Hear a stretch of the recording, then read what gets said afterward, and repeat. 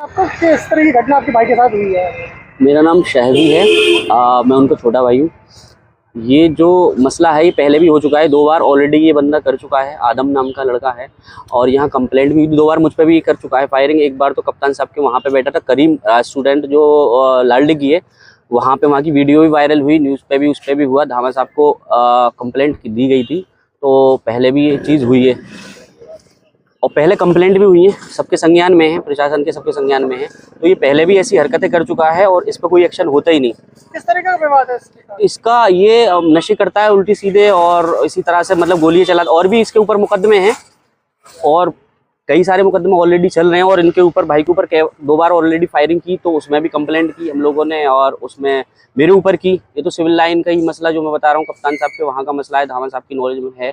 2 बार already चीज़ें दुश्मनी है आपके परिवार से? नहीं, ये कोई इनका वहाँ डुप्लेक्स जहाँ साइड चलती है वहाँ पे इसका कोई मसला था लड़के का, तो वहाँ पे इसे जो है मना करेगा। वहाँ पे किसी को मारता पीटता था, कुछ लोगों को, फैमिली को परेशान करता था, तो इन्होंने मारा पीटा।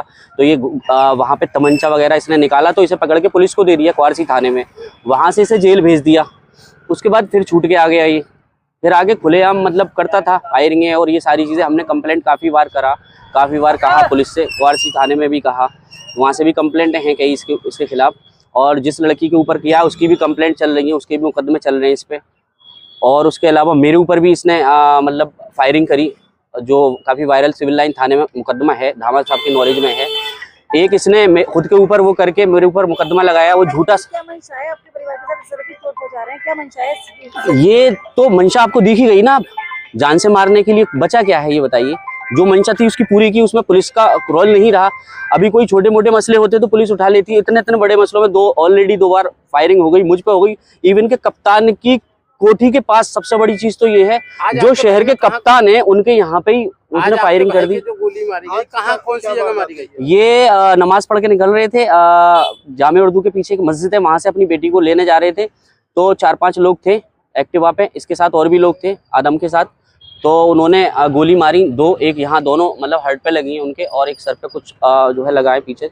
2-3 गोलियां उसने जो है मारी हैं, और कह के मारी हैं बाकायदे पुलिस के संज्ञान में। अभी 2-3 दिन पहले भी घूम रहा है, जब धामा साहब से बार बार कहा जा रहा था कि इसे अरेस्ट करो। साबिर जगरिया चौकी में है, इन्हें भी पता है, साबिर अली को, इनकी भी नॉलेज, सबकी नॉलेज में है, सारे पुलिस वालों के। और सीओ साहब के सामने का संज्ञान था उस टाइम पे जब सीओ थे। FIR वो छोटे मोटे मुकदमों में करते हैं, उसके बाद उसे फिर आज़ादी से मिल जाती है। मैं तो सबसे ज्यादा, जाहिर सी बात है, सिविल लाइन में अगर किसी की माननी होगी तो धामा साहब की लापरवाही, उन्हों का ही रोल है सबसे बड़ा, क्योंकि उन्हीं का मसला है सबसे ज्यादा, क्योंकि उन्हीं के थ्रू चीजें हुई हैं, उन्हीं को कंप्लेंटें की गई हैं। ऐसा नहीं है, क्वारसी थाने में भी जो है की थी, तो वहां से भी चीजें हुई हैं।